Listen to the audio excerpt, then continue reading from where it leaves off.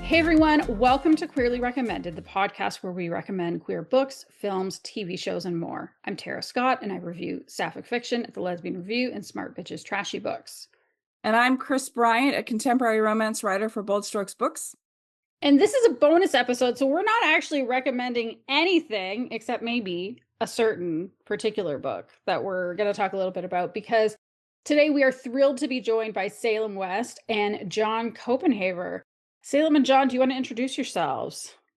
Sure, I'll go first. Salem West, I am the publisher of Bywater Books and our Amble Press imprint. I'm also the co-editor, along with John, of the Crime Inc. Iconic Anthology, which we're all here to talk about today. Mm-hmm.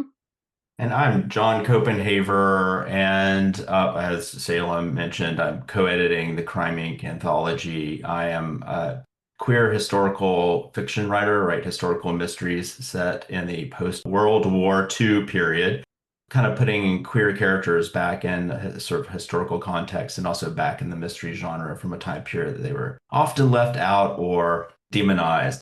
I am super excited to be here to chat about Crime Inc. and what this is all about. Mm-hmm. Now, you both joined us for an episode a couple of years ago about book banning, which, frankly, it's an even more pressing issue now than it was then. And so I think if anybody hasn't had a chance to listen to that yet, go back and check that out as well. It's a fabulous episode and it's an important one. We can link to it in the show notes. But yeah, you have this anthology coming out, which is very exciting. And so I'd like to start just by grounding the conversation in the world of crime fiction, especially for people who aren't very familiar. Like, what is it about it that's so compelling, and what can it do that other genres just can't? And I wonder, John, if we can start with you, because you're an author. That's what you're doing with it. Sure. I think crime fiction is really unique because, and particularly in dealing with queer characters, queer experience, because it's fiction that is exploring pretty complex moral questions. And I think when crime fiction is at its best, it is, in this realm of asking hard questions about, moral dilemmas. And sometimes it's about seeking justice. I think that's a big part of it too. And you can see how, in one instance, to be a queer person in this world is to be often interpreted as criminalized or at least socially outside the norm. And certainly as someone reading and thinking about that experience, I think crime fiction is a great way of exploring those questions. There's so many different versions and subgenres of crime fiction as well. You can explore from different angles, from queer characters seeking justice for wrongs done against them to I think one of the themes, and as we've been talking, and you'll see in some of these short stories in this anthology, like, what does it mean to be sort of a bad gay, so to speak? Like, how do you write those characters, and how do we get a sort of a right to write those characters on the page? I think it's not to say that any other genre doesn't have a very unique way of sort of tackling a queer experience. I think that certainly with crime fiction, you sort of have this particular kind of moral or justice angle that the way the stories are designed will kind of allow you to seek out and discover new ways of thinking about the problems that face us today. Mm-hmm. Salem, would you add anything?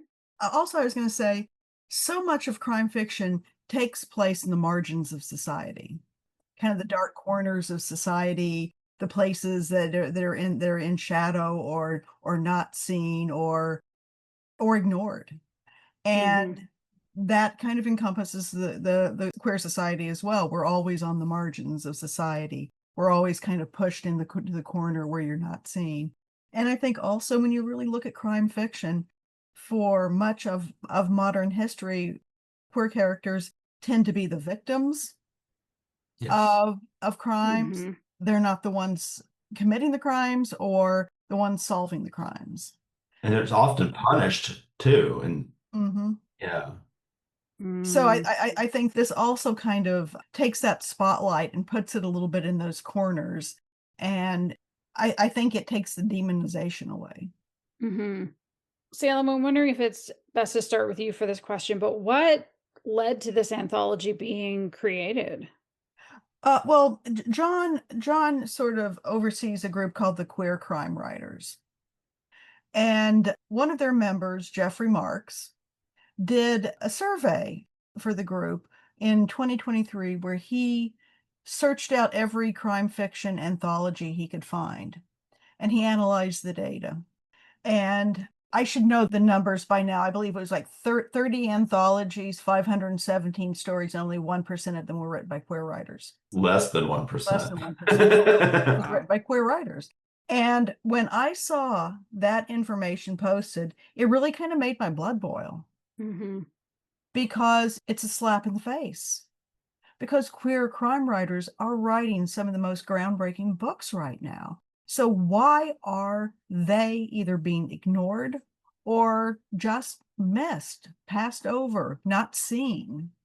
That's when I reached out to John, and it was just like, John, you want to do something about this. If they're not going to, to quote Shirley Chisholm, if they're not going to, offer us a seat at the table, let's bring a folding chair. Yeah. Let's Mhm. create our Yeah. own damn anthology. Let's use this as fuel for our fire to show them what we've got. Let's step out of those shadows. Mhm. So did you reach out to a specific list of writers? I mean, did you have it in your mind, people in the crime group, or like how did you go about getting your authors for this anthology? Yeah, so we essentially put our heads together. I mean, first of all, I want to say there are enough writers out there for several of these anthologies. So this was more about just choosing a list that was compelling and diverse within the genre, but diverse in a sort of, how their representation in terms of their identity, but also diverse in the types of writing they were doing, like types of subgenre writing they were doing. We kept that in mind.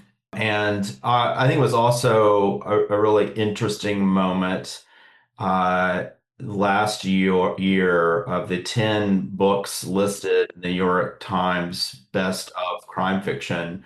Four of them were gay or queer writers. Mhm. And that is interesting. That has not happened before. And I wanted to make sure that they were all represented. I'm one of them, so I'm in there. But I wanted to make sure that they were all represented because I think the message being that this is not just about representation, that it is about that, but it's also about the sort of journey of crime fiction as a genre. It is about sort of aesthetic and craft questions. It's not just about doing the right thing. I think it is that, but I think it's more than that. And so I think that in this anthology, you have a really wide swath of the queer crime writing community in those pages, and they're writing so many different subgenres and tackling these issues from so many different angles, from the utterly devastating to the humorous and light, to the community sort of centered stories, to stories that are, really kind of the dark noir, dark street noir, so there's just, it's not, I guess, and this is what we say in the opening passage to the anthology, or the opening statement, is that there's so much diversity here. It's not, the queer experience isn't monolith, and we really wanted those short stories to represent the diversity within what it means, the queer umbrella, if you will. Mhm. Now, you say light. I have read several of the short stories and have yet to walk away with this light feeling. Well, so it was funny because I said I think we need to. I was telling Salem this. I think we need to start with a punch. That was the first story, like chef's kiss. Like I Oh, read yeah. it, and it's interesting because my anthologies that I've read in my lifetime have been romance and erotica. It's because what I write. And then seeing like anthologies with people that I know and to read it and be a part of that, that's great.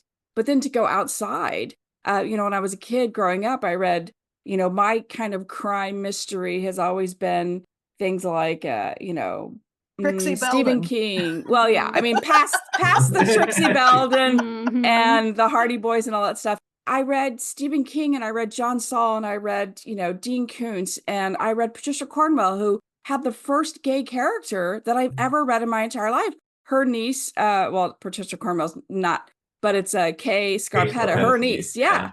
Lucy, gay. And I was like, oh my gosh, there's somebody in a book like me. So, and that was years and years ago when I read that.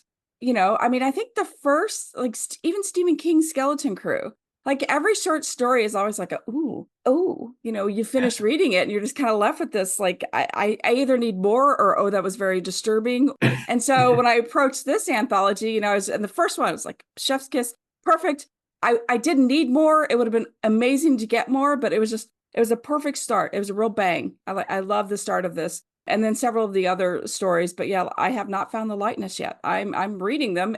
I kind of picked and choose. I went through and like the first several that grabbed me, I would start reading them because they are short and you can get through them pretty quickly. And yeah, and it's not something you can read all at once because it is so powerful. They're the little power stories, and just like you just need to take a break because you have to process that. Like a lot happens within a short frame, and it was funny because when I started it, I literally forgot it was queer until I started the first story. And then I was like, oh, I mean, and that's really interesting. I mean, yeah, I especially pick up, I don't want to say too much about the first me story, either. but Yeah, it's a good one. It's a very good one. Yeah, Kris is a fantastic fan. Well, they're all fantastic artists, but Krista really she knows how to like sock you in the gut. And yes. I was like, okay, I'm gonna keep reading. Yeah. But each story is just so powerful, and I like had to take a break and think about each one afterwards. And actually, John, I just read yours, and we have to talk after this. Because not a light story. not a light story. Yeah, I think there's sort of a crack of dawn occurring towards the end of the collection. So okay, good to know. I think that some of the let's just put it away. We didn't want to end too much on a sort of gloomy note. I think the last, I mean, it's crime fiction, so right. So nothing is going to be sort of happy ending-ish completely, but I think we move more in that direction as the collection by design a little bit. The collection.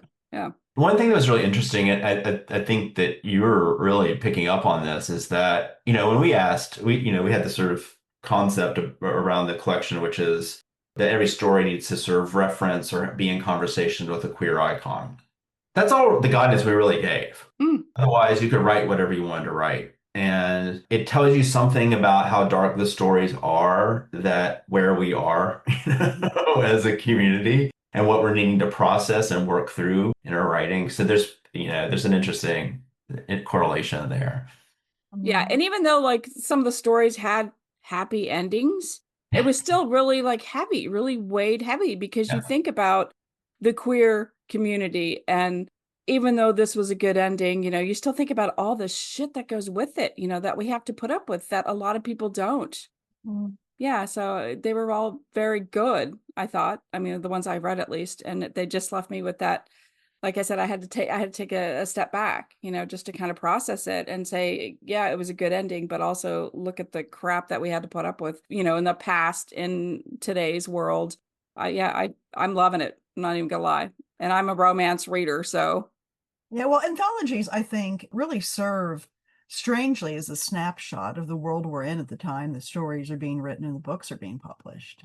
Like you said, that you almost forget the stuff that we have to deal with. Yeah. Because we're so focused sort of on our own life. But when you kind of pull that light back and you look at it in all these different pieces that create a puzzle, you realize that a lot of people are dealing with a lot of stuff and working their way through a lot of things.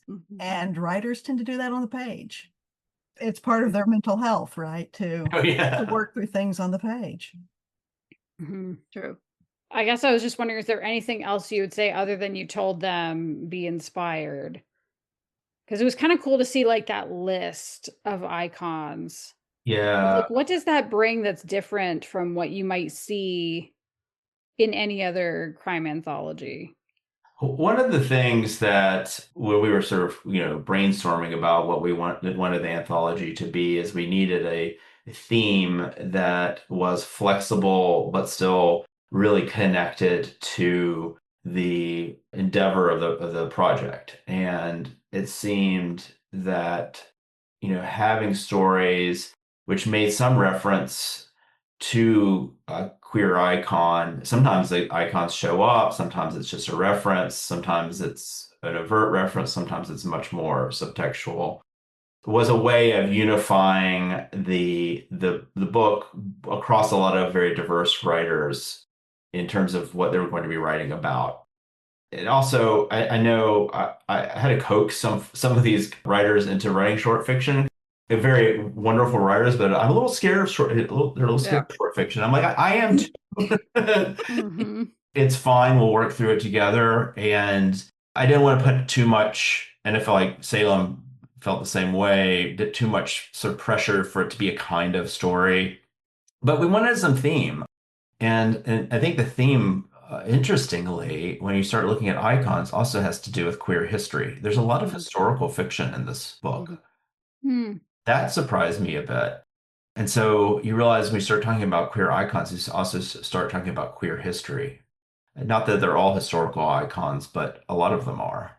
And how important our history is to our sense of self and who we are as a community.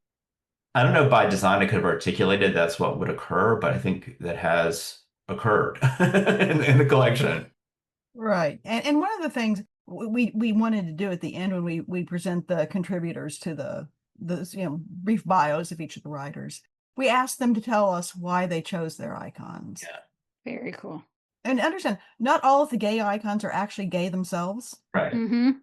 They're iconic to gays. So it was interesting seeing that, because you realize that the gay icon is much deeper than just somebody with a, fabulous outfit. Mhm. But a lot of the icons, they were people who had a profound impact on a lot of these folks. Christopher Boland talks about the song, Elton John's song Daniel. Yeah. And a friend of his as a child committing suicide. And so that was a really powerful thing for him to write that story with that in the background, because every time he hears that song, it brings back all of those memories. Mm-hmm. Was it Kelly J. Ford who wrote about Langston Hughes and talked about she realized what it meant to be herself and to be queer and to be this bigger thing in the world when she read her first Langston Hughes poem? Yeah, often there are like very personal reasons that may not even emerge in the stories themselves, but this sort of the writer went to that icon and then, through the magic of writing and synthesizing ideas, a story came out the other side. And I think that is really interesting to think about. Like, it's not, in other words, the stories aren't necessarily just about their personal relationship with that icon, but it's probably in the subtext. Mm-hmm. Mm-hmm. Yeah, it's interesting to have short story as meditation on Mhm. an icon in a way, and then seeing how that comes out in so many different ways. Right. Yeah. Yeah. I think in interviewing, some of the writers started with the icon, some of them backed into the icon. In other words, they had a story idea and they had to kind of follow the trail back to the icon. But that's also interesting because there's sort of flexibility to that. And oftentimes you are unearthing perhaps a connection that you didn't even first realize. For those reasons, icons do show up so differently in the stories, from characters to Mm-hmm. just references. Or, like I think Margot Dwight's story was very influenced by Radcliffe Hall book that she loves, but it's not really, it's more in the mode, or it's in sort of that book haunts the story. There is an Easter egg, but it's not very obvious unless you know the book. It's more like this sort of stylistic, thematic kind of connection is there. So it's fascinating, all these different approaches to sort of weaving it in. And that, once again, that sort of adds the sort of level of exploration diversity to it. Like you may get a very different kind of connection. Mm-hmm. John, you said something interesting, and Kris, you agreed with it like immediately, which is that short stories are scary to write. Why is that? For me, I've only written a few for some anthologies, and you have to write a compelling story in 5,000 words. Like you have to draw the reader in and actually have a complete story. Like it's like you're jumping into somebody's life, you're seeing a very important moment in their life, and then you're jumping out. So you have to make that so compelling and interesting that they want to keep reading. They want more. And that's hard to do. Like, that to me is very hard to do because I like words and I like to use words. And short story, you just have to jump in and jump out as best you can, describe it as best you can, say what you want to say. And it's just hard. It's hard. Yeah, I echo all of that. I think in terms of the way my imagination goes, a very novelistic imagination.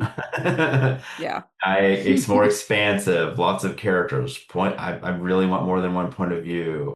And it's very hard to achieve that in a short story. You have to sort of pick often, I mean, not that there are short stories that are told from various points of view, but they're usually longer, not 4,000, 5,000 words, which is what we have for most of ours. So you're usually picking a single point of view. Right. You have to figure out the sort of exactly what you need to communicate what you want to communicate in a short space. It can't be extra. Right. And that's tough. It's Yeah, tough. trim the fat. It's hard. It's hard. Very hard. You don't always know it's fat. I mean, that's the Yeah. problem. Like, if you could just look at it and be like, well, that's fat. Not, it's not that easy. Right. hmm So I think this would have been an important anthology at any time, but why is it especially important right now? Well, let's go political, huh? Why don't we? That's all I'm saying. Well, I was actually on a panel yesterday talking about book bans and sort of the tentacles that come off of that. And what we're seeing right now, if you really kind of stop and take a look at, say, Project 2025, hmm what is being done so brilliantly about it is they're not just going page by page and saying, okay, we're now on page 30, let's implement this.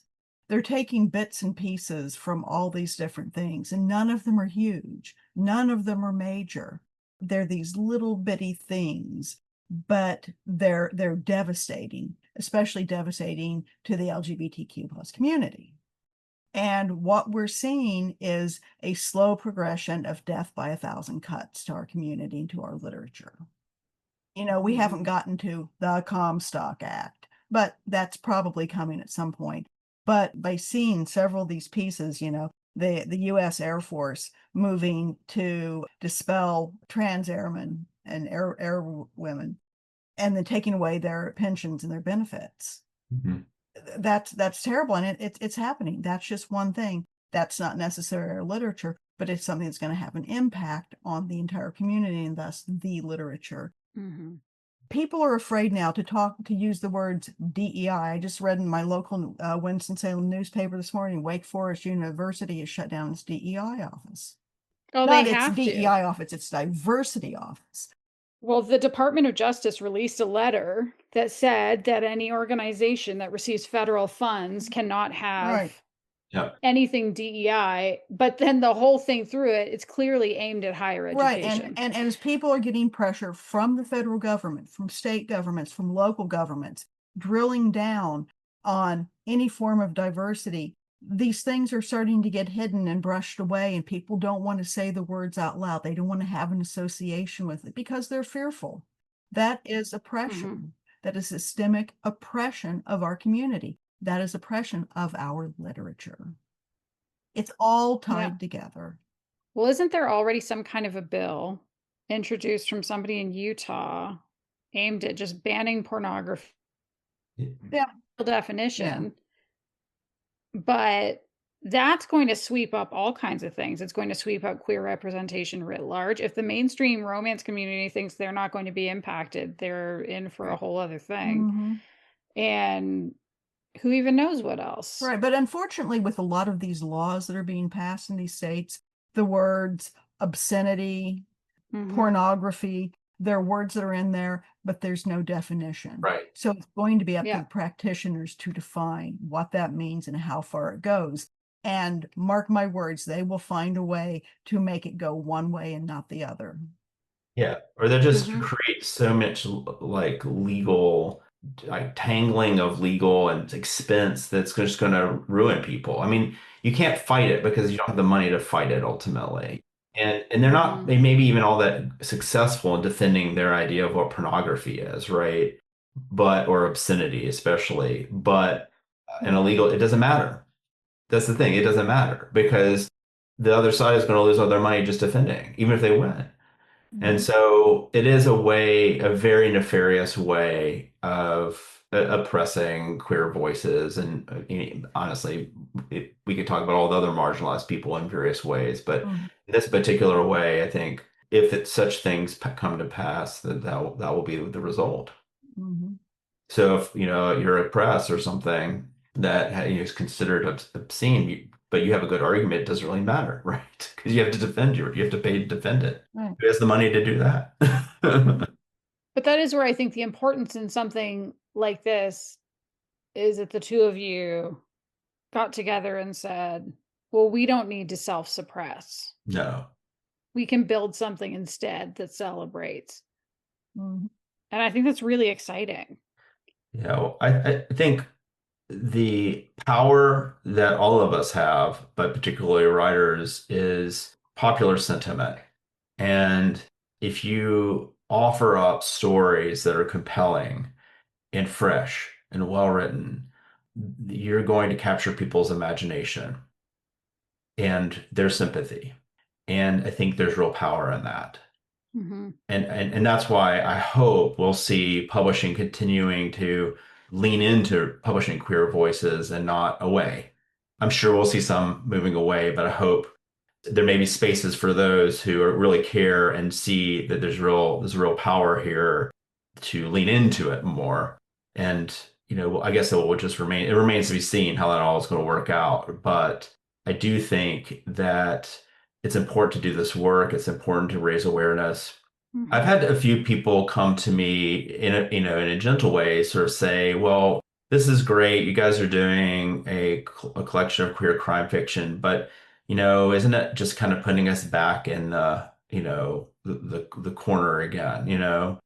Shouldn't we be in the mainstream anthologies?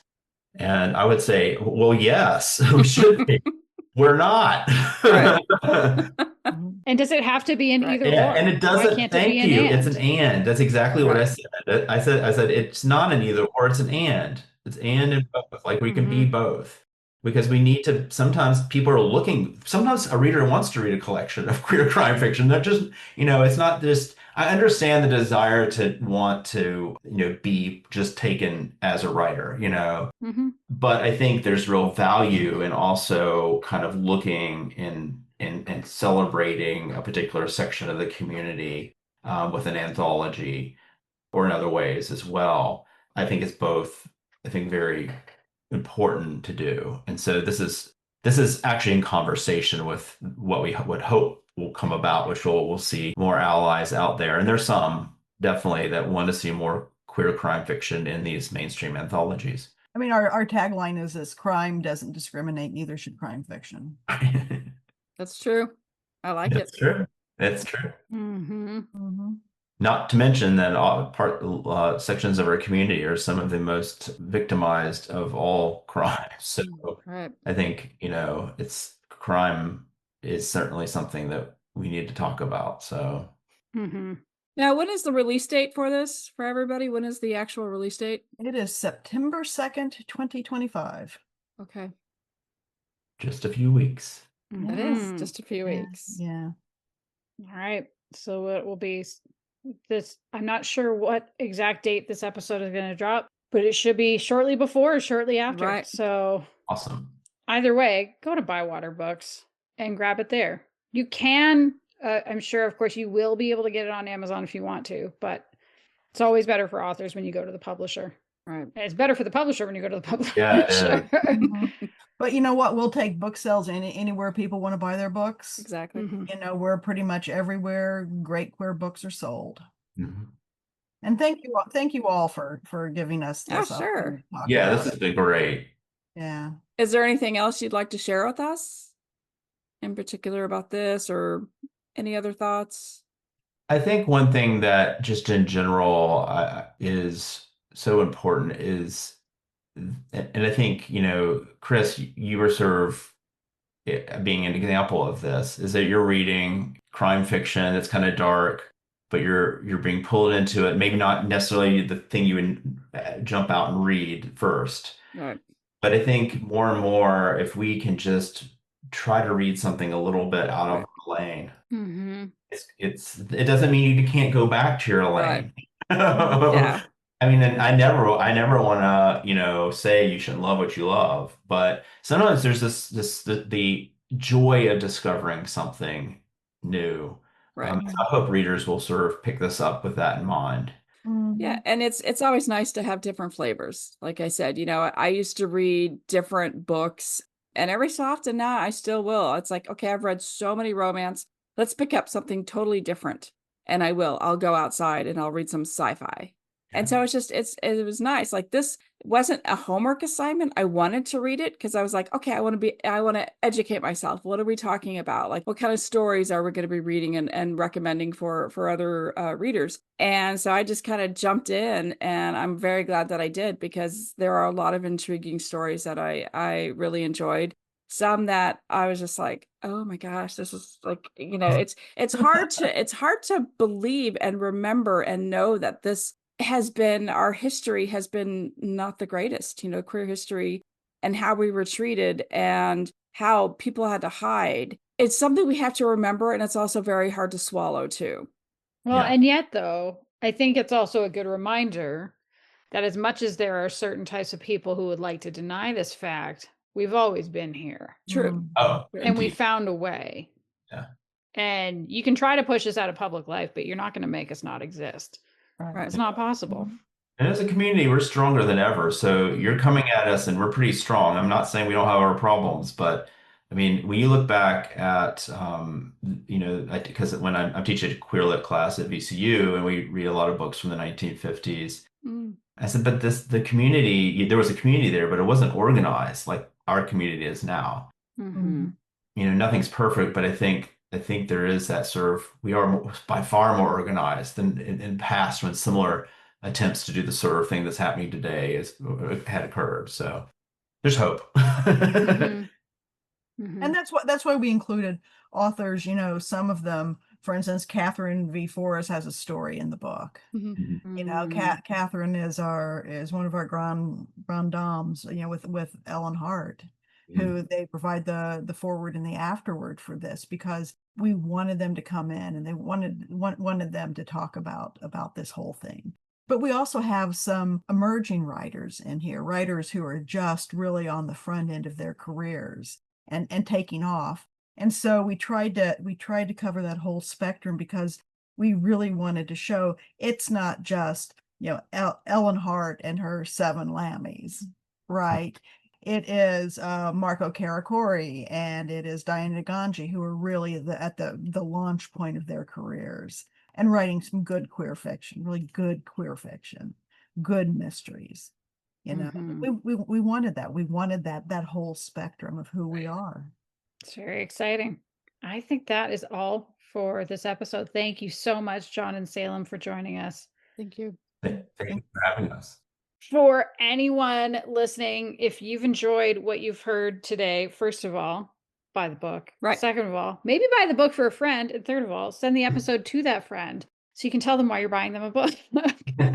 And if you want to support us, we do have a link in our show notes to our coffee. And if you want to connect with us on your favorite social media sites, we have links for that in the show notes as well. Or you can just email us at podcast@queerlyrecommended.com. Bye, everyone. Bye.